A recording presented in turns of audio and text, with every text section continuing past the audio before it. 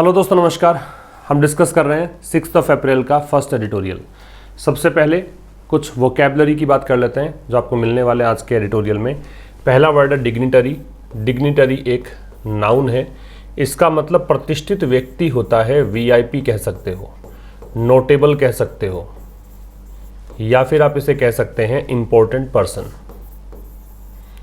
जो भी व्यक्ति प्रतिष्ठित व्यक्ति है समाज में, उसे आप कहते हैं क्या?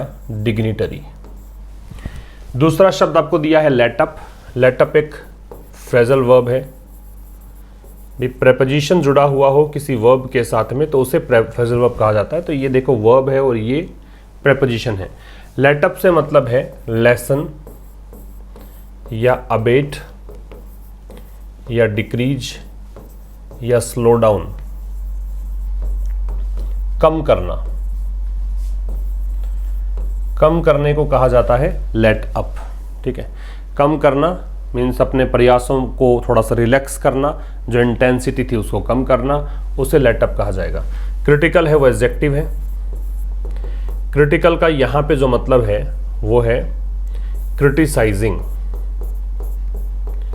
या फिर इसका मतलब है कंडेमिंग, निंदात्मक, आलोचनात्मक। नेक्स्ट है सबवर्ट। सबवर्ट एक वर्ब है। इसका मतलब रूइन होता है, डेस्ट्रॉय होता है, नष्ट करना या बर्बाद करना, इसे कहा जाता है सबवर्ट। नेक्स्ट है एमेनेबल। एबल दे रखा है लास्ट में, एडजेक्टिव है। और एमेनेबल जो शब्द है इसका मतलब होता है willing to accept. Willing to accept, कोई बात स्वीकार करने के लिए आप इच्छुक हैं, हैप्पी टू एक्सेप्ट कर सकते हो, उसके लिए आप क्या करते हैं? यूज एमेनेबल। कर्टेल एक वर्ब है। इसका मतलब रिड्यूस करना है, डिक्रीज करना है, कम करना, कटौती करना। फिर है वियर ऑफ। ये एक फ्रेजल वर्ब है। प्रेपोजिशन दे रखा है वर्ब के साथ, फ्रेजल वर्ब हुई। इसका मतलब है डेविएट या डाइवर्ट। डेविएट या डाइवर्ट मतलब अचानक से दिशा बदलने को, मतलब एक दिशा चेंज करना कह सकते हो, पथ से भटकना कह सकते हो, विचलित होना कह सकते हो। ये सब इसका मतलब होगा। एडिटोरियल का टाइटल है इन द मिडल, और इस एडिटोरियल का PDF early in the morning upload किया जा चुका है टेलीग्राम चैनल पर। वहाँ पर जाकर आप देखिए, और टेलीग्राम चैनल का लिंक आपको डिस्क्रिप्शन में दिया है। सीधा भी सर्च किया जा सकता है, आशीष क्लासेस के नाम से आपको मिल जाएगा। इसके अलावा वहाँ पे 15 से 20 प्रश्न आजकल आप अटेम्प्ट कर सकते हैं। अच्छी एक्सरसाइज हो जाएगी आपकी वहाँ पे। साथ में आपको जो भी एक्स्ट्रा सेशंस मिलेंगे इसके अतिरिक्त, तो उनका भी पीडीएफ वहीं पर अवेलेबल होगा। एक और लिंक आपको दिया है डिस्क्रिप्शन में, आशीष क्लासेस एप्लीकेशन का, इस एप्लीकेशन का। ठीक है, इस पर तमाम प्रकार के पेड कोर्सेज हैं। उन पेड कोर्सेज को आप एक्सेस कर सकते हैं। पेड कोर्सेज में ग्रामर बूस्टर कोर्स है, साथ में यहाँ पे ट्रांसलेशन का बैच है, कॉमन एरर प्रैक्टिस बैच है, कुछ ई बुक्स हैं जो आपको हेल्प करेंगी वोकैबुलरी में। एक साथ वोकैब अगर आप चाहते हैं, एग्जाम्पल सेंटेंसेस सहित, पार्ट ऑफ स्पीच सहित, हिंदी मीनिंग सहित, तो आपको काफ़ी सारे ई बुक्स अवेलेबल करवाई गई। उन ई बुक्स में पिछले सेशंस के जो हमारे वर्ड्स हैं एडिटोरियल के थ्रू हमने पढ़े जो थे, सीखे थे, वो सब मिल जाएंगे। आओ सब स्टार्ट करते हैं आज का session. In the middle. In the middle मतलब बीच में। इन प्रेपोजिशन है। प्रेपोजिशन अपने बाद में क्या लेता है? एक ऑब्जेक्ट। ऑब्जेक्ट लेगा तो मिडल यहाँ पे ऑब्जेक्ट हो गया।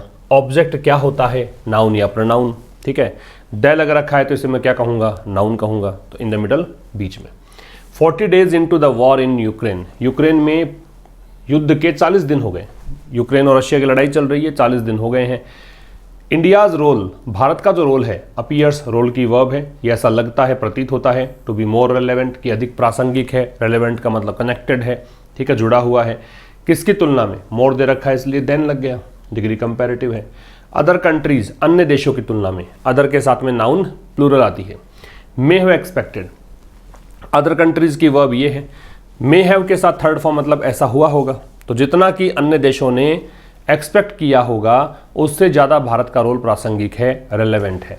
एविडेंट, एविडेंट का मतलब एपेरेंट होता है, स्पष्ट को बोलते हैं। एपेरेंट कह दो या ऑब्वियस कह दो, ये बात स्पष्ट है। किससे? From the stream of dignitaries. Stream का मतलब होता है सीरीज, या वॉली, जब एक साथ में बहुत सारी चीज़ें हों उसको बोलते हैं स्ट्रीम। तो ये बात स्पष्ट दिखती है, स्पष्ट है।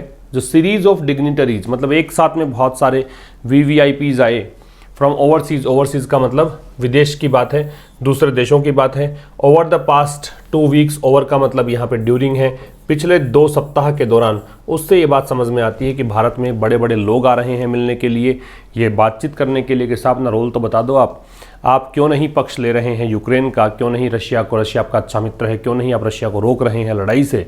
तो ये सब चीज़ें यहाँ पे देखने को मिली हैं। समझने वाली बातें, रोल की वर्ब है वो अपीयर्स है, ठीक है। अदर कंट्रीज़ की वर्ब है वो ये मे हैव के साथ थर्ड फॉर्म, हैव के साथ तो थर्ड फॉर्म ही आती है, अदर के साथ नाउन प्लूरल आएगा, ये समझने वाली बात है। इसके अलावा अनदर अगर दे रखा होता तो वो नाउन आती सिंगुलर,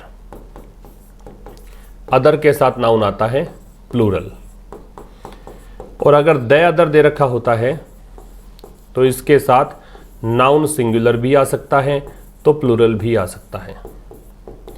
ये तो है स्पेसिफिक यूज, मतलब विशेष यूज की बात करें तब तो ये वाला है, और जेनरिक बात करोगे तब ये अदर और अनदर वाला है, ये है जेनरिक यूज। जेनरिक स्पेसिफिक का मतलब जहां हमें एग्जैक्टली पता हो हम किसकी बात कर रहे हैं, डेफिनेट है कोई चीज़ हमारे लिए, तब तो वो स्पेसिफिक है, अदरवाइज उसको जेनरिक में काउंट करते हैं, ठीक है। स्ट्रीम का मतलब सीरीज होता है, वॉली होता है, एविडेंट का एपिरेंट या ऑब्वियस ये एडजेक्टिव है, स्ट्रीम नाउन है, डिग्निटरीज नाउन है, ओवरसीज का मतलब दूसरे देश से मतलब है, 7 समंदर पार से है, ओवर का मतलब ड्यूरिंग है, पास्ट 2 वीक्स, 2 यहाँ पे न्यूमरल एडजेक्टिव है, वीक्स यहाँ पे नाउन है। आगे देखिए, मोस्ट वर, मोस्ट का मतलब है अधिकांश। ये बहुत काम की बात है कि मोस्ट जब अधिकांश का मीनिंग देता है, मोस्ट बराबर अगर ऑलमोस्ट हो तो उससे पहले हमें किसी भी आर्टिकल के प्रयोग करने की ज़रूरत नहीं है। अगर मोस्ट का मतलब वेरी हो, अगर मोस्ट का मतलब वेरी हो तो इससे पहले ए लग जाता है, और अगर मोस्ट डिग्री सुपरलेटिव के रूप में हो, सुपरलेटिव डिग्री हो तो फिर इससे पहले द लग जाता है। तो ये कुछ खास चीज़ें मोस्ट के बारे में ध्यान रखिएगा। पॉज बटन पे पुश करके आप इन सबको नोट कर सकते हैं, चाहे तो स्क्रीनशॉट ले सकते हैं, ठीक है। मोस्ट वर, मोस्ट की वर है। अधिकांश जो यहाँ पे डिग्निटरीज आए उनके लिए दे रखा है, अधिकांश जो लोग थे वो उन देशों से थे, दैट यहाँ पे इस कंट्रीज रिलेटिव प्रोनाउन है, इस कंट्रीज की वर्ब आर है, जो कि एक हिस्सा है किसका, यूएस और EU led sanctions. EU European Union, led मतलब कह सकते हो जिसको लीड किया गया है, सैंक्शंस का मतलब प्रतिबंध होता है, मोराटोरियम को बोलते हैं, मोराटोरियम कह सकते हो या बैन कह सकते हो, ठीक है। तो ये वो कंट्रीज हैं जो हिस्सा हैं US और EU के द्वारा जो प्रतिबंध लगाए गए हैं उस रेजिम का हिस्सा है, मतलब प्रतिबंध लगाने वाले देशों की सूची में ये देश भी हैं, उनके प्रतिनिधि भारत आए हैं। रेजिम का मतलब सिस्टम होता है, मैकेनिज्म होता है, ऑर्डर होता है। अगेंस्ट के विरुद्ध प्रेपोजिशन है, रशिया देश का नाम है ही, प्रेपोजिशन का ऑब्जेक्ट लगता है तो रशिया यहाँ पे ऑब्जेक्ट है और नाउन है जो कि नाम है। तो मोस्ट की वर्ब तो वर है, दैट रिलेटिव प्रोनाउन कंट्रीज के लिए है, आर वर्ब है। सैंक्शंस का मतलब मोराटोरियम या बैन है, बाकी सब चीज़ें आसान है। आगे देखो, देयर मैसेजेस, देयर फिर से डिग्निटरीज के लिए पॉजिटिव एडजेक्टिव आ गया। उनके जो संदेश थे, उन्होंने जो मैसेज कन्वे किया भारत को, वर, ये मैसेजेस थे। वर इसकी वर्ब 3 प्रोंग्ड, प्रोंग का मतलब है 3 स्तरीय थे, प्रोंग्ड जब लग गया 3 प्रोंग्ड, 2 प्रोंग्ड, 4 प्रोंग्ड, इसका मतलब है 3 पॉइंट्स में थे या 3 स्तर के थे या 3 पहलुओं पे बात उन्होंने की, ऐसा इसका मतलब होता है। तो 3 प्रोंग्ड थे, कौन कौन से, एक तो asking India to change its vote, एक तो भारत से इन्होंने कहा कि आप अपना जो वोट है UN में आपने जो वोट दिया है, तटस्थता की नीति अपना रहे हो, ना आप ये कह रहे हो कि रशिया गलत है, ना आप ये कह रहे हो यहाँ पे यूक्रेन गलत है ना। तो ये जो तटस्थता की नीति है इसको चेंज करो। वेयर आ रहा है UN के लिए, जगह के लिए, ये वो जगह है जहाँ पे इट आ रहा है इंडिया के लिए। हैज एब्सटेंड, एब्सटेंड का मतलब परहेज करना है। फ्रॉम ऑल रेजोल्यूशंस, रेजोल्यूशंस का मतलब प्रस्ताव है। क्रिटिकल का मतलब आलोचनात्मक है। ऑफ रशियाज इन्वेजन, इन्वेजन का मतलब अटैक है। तो जहाँ जो भी प्रस्ताव थे, रेजोल्यूशंस लाए गए थे UN के अंदर रशिया के अटैक के विरुद्ध, उन सभी रेजोल्यूशंस में भारत ने एब्सटेन किया, वोट डाला ही नहीं।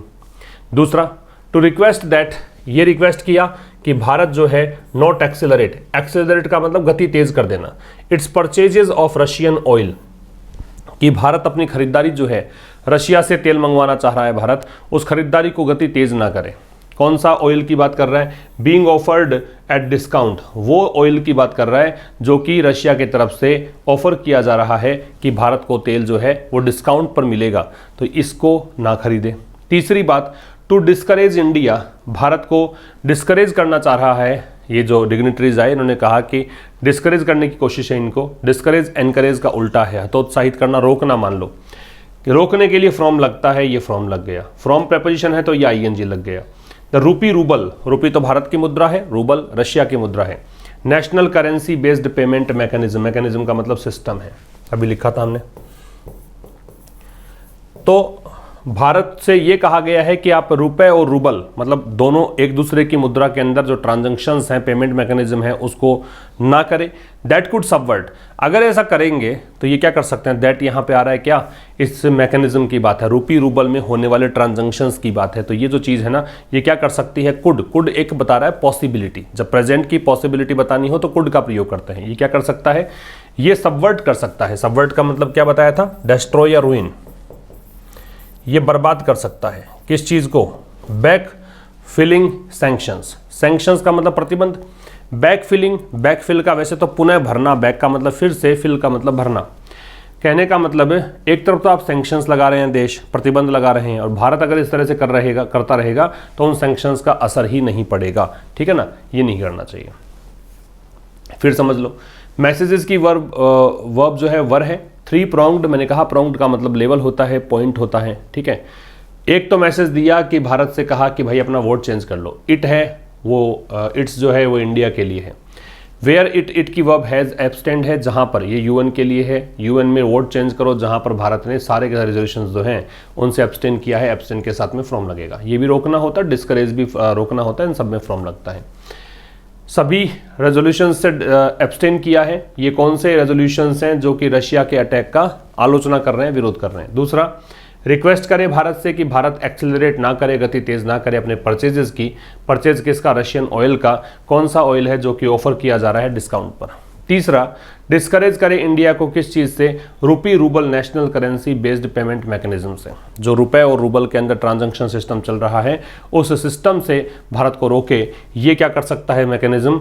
ये जो मैकेनिज्म्स हैं ये डिस्ट्रॉय कर सकते हैं बैक फिलिंग सैंक्शंस को। मतलब जो आप लगातार सैंक्शंस लगा रहे हैं देश, ये जो सिस्टम खड़ा किया है प्रतिबंध लगाने का, ताकि दबाव बनाया जा सके रशिया पर, ये दबाव हट जाएगा रशिया पर से, ठीक है।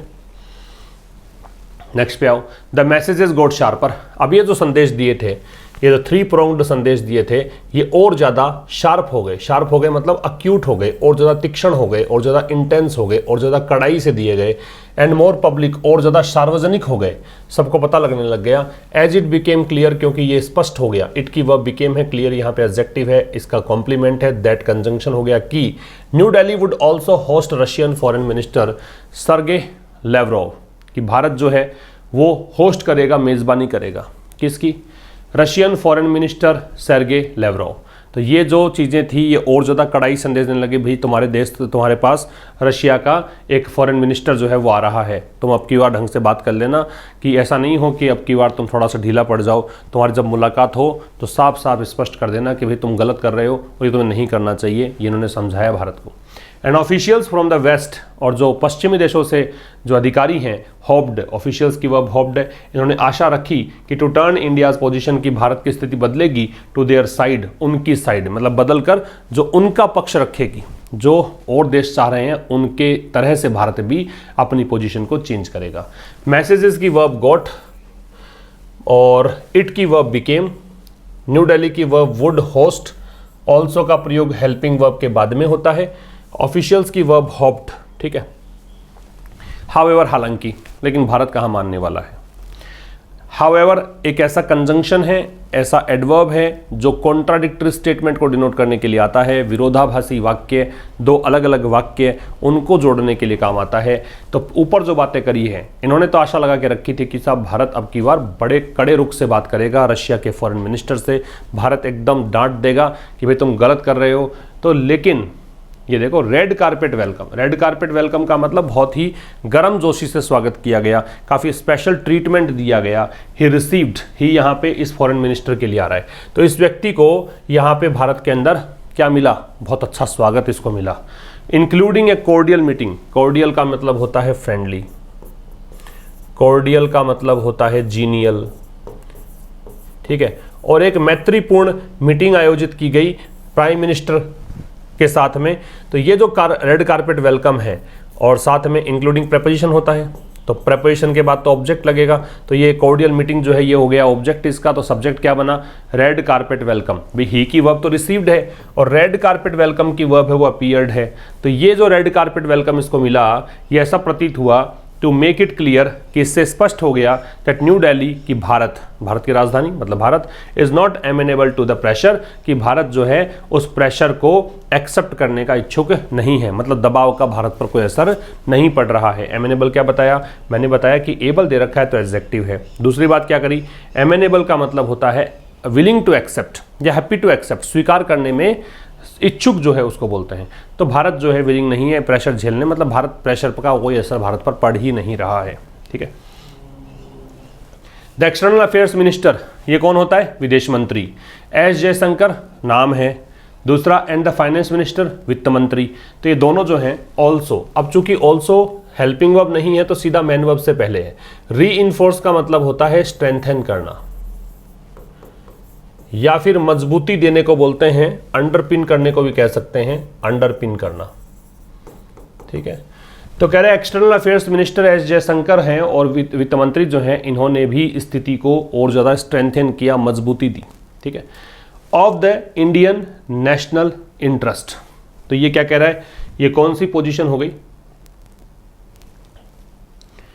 ये जो है कौन सी पोजीशन हो गई, रीइंफोर्स द पोजीशन, और पोजीशन को स्ट्रेंथन किया of the Indian national interest, कौन सी पोजीशन, कि हम भारत का हित पहले देखेंगे, राष्ट्रीय हित देखेंगे।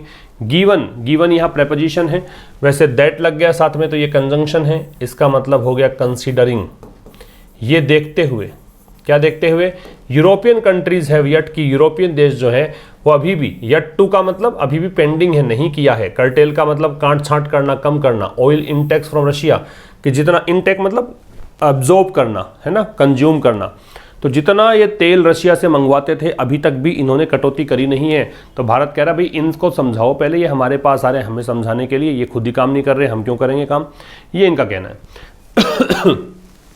ये दो सब्जेक्ट हुए, वर्ब हुई रीइंफोर्स्ड, ऑल्सो एडवर्ब हुआ।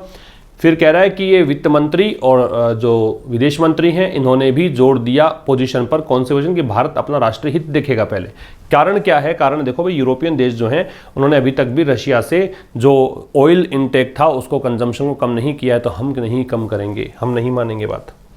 इट इज़ लाइकली, लाइकली का मतलब होता है संभावना होना, तो ये संभव है, इट की वर्ब इज है, ये संभव है, दैट कंजंक्शन है, कि US will make another attempt, कि यूएस जो है एक और प्रयास करेगा, यूएस की वर्ब विल मेक है, यूएस से पहले द है, क्योंकि जिन देशों के नाम के साथ यूनाइटेड जुड़ा रहता है, चाहे यूके हो, चाहे यूएस हो, चाहे यूएई हो, द का प्रयोग करते हैं।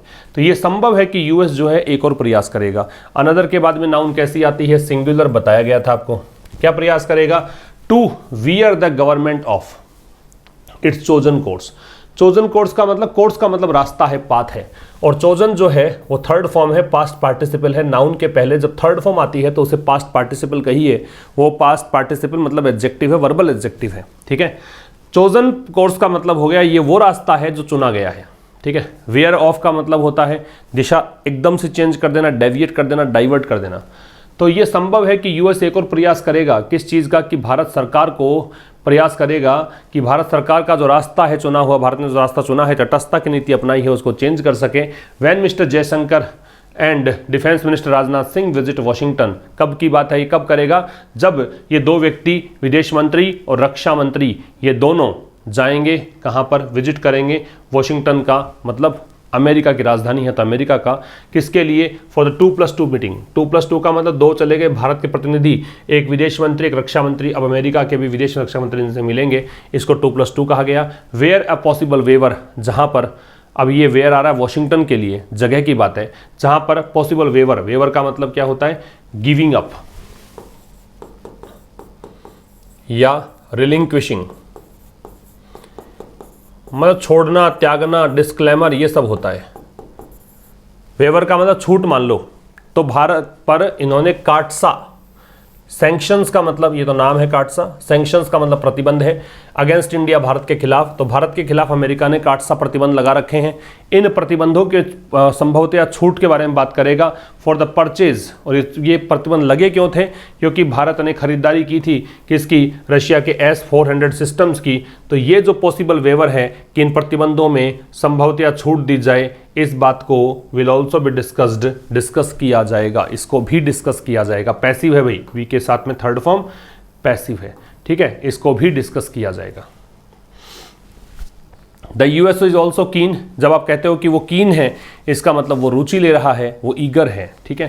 तो यूएस भी इच्छुक है, उत्सुक है, ईगर लिख लीजिएगा इसका सिनोनिम। टू स्क्वीज, स्क्वीज का मतलब निचोड़ना होता है, जैसे लेमन को स्क्वीज करते हैं तो निचोड़ने को बोलते हैं squeeze. Russia on multilateral stage, यहाँ पे रशिया को तो निचोड़ वैसे तो सकते नहीं, प्रेशराइज करने की बात है, दबाव बनाने की बात है। यूएस उत्सुक है कि रशिया पर दबाव बनाया जाए, कहाँ पर? मल्टीलेटरल स्टेज पर। स्टेज का मतलब मंच हो गया, मल्टीलेटरल का मतलब बहुपक्षीय, ठीक है, बहुपक्षीय स्टेजेस पर। विद प्रपोजल्स, किन प्रस्तावों के साथ? यहाँ प्रस्ताव है अमेरिका के, टू एक्सक्लूड इट, कि इसको बाहर निकाल दो। इट आ रहा है रशिया के लिए, एक्सक्लूड का मतलब बाहर निकाल लो, एक्सक्लूड का उल्टा इंक्लूड होता है। कहाँ से? From the G20 summit this year, इस साल जो G20 समिट होने वाली है, G20 शिखर वार्ता होने वाली है। समिट का मतलब मीटिंग मान लो, पार्ले मान लो, PARLEY, है ना, कॉन्वेंशन मान लो, तो ये सब होता है।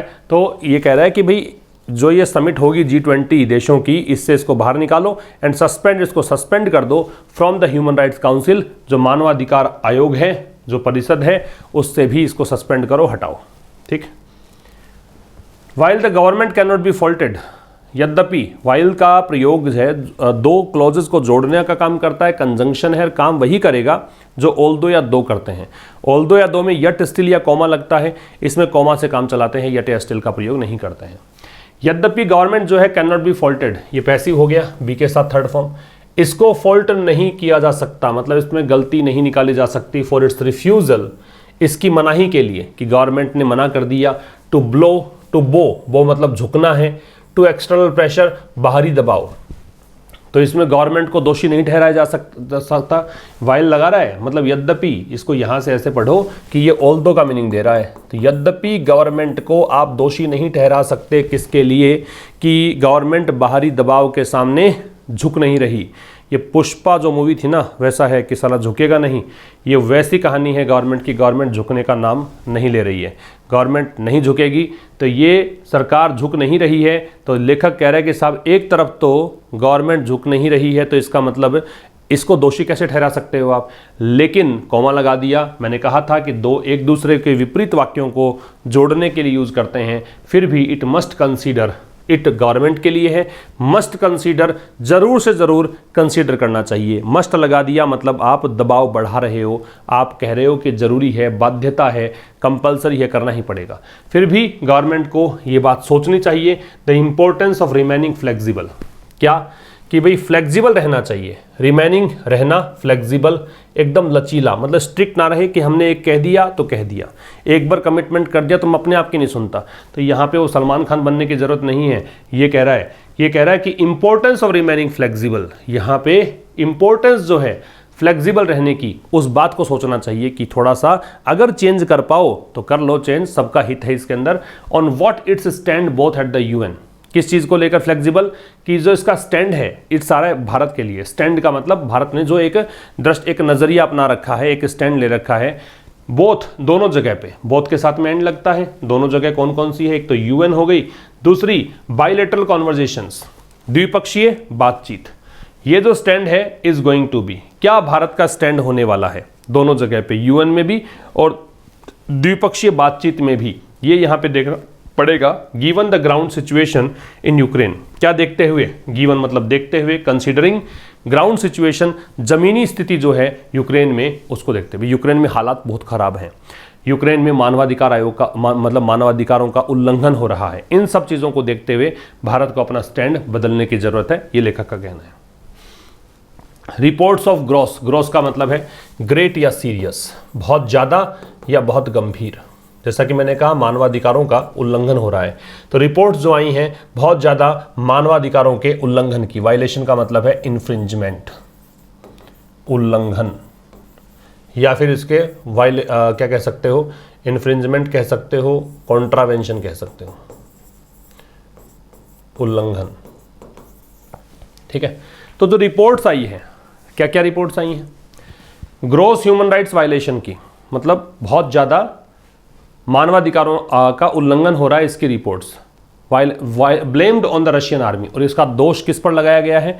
रशिया की सेना पर।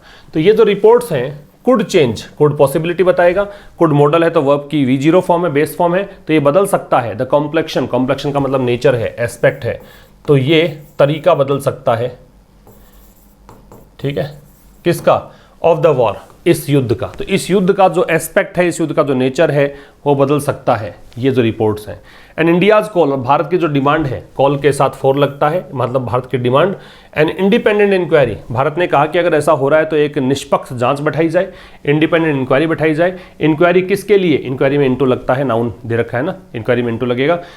एलिगेशंस का मतलब चार्जेस हैं, आरोप हैं, तो जो चार्जेस लग रहे हैं, जो आरोप लग रहे हैं, उन पर उनकी निष्पक्ष जांच कराई जाए, भारत की डिमांड है।